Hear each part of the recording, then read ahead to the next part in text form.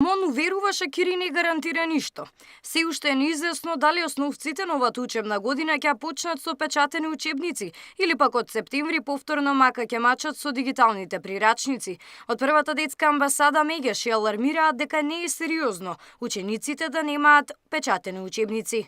Да, дигиталните учебници помагаат, но главно е да ги имат во физички печатена верзија, затоа што и децата и полесно меморираат и паметат кога си подцртуваат, запишуваат, читаат.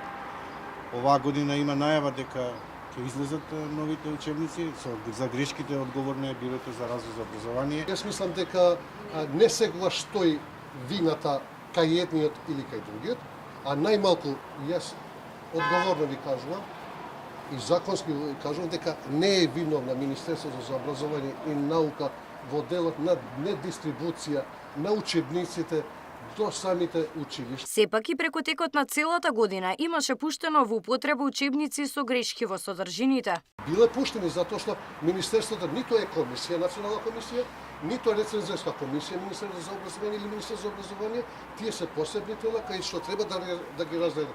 Јас разбирам дека не велам дека е тука субјективноста во прашање или некој намерно тоа го направил, али се прават некои пропуси кои што не треба да се прават. Инаку мировното образование се институционализираше во средното образование.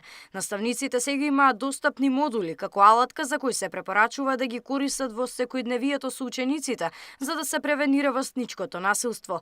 Модулите не се задолжителни за имплементација, па дали ќе бидат употребувани ќе зависи само од волјата на наставниците. Габриела Лескова, Сител телевизија.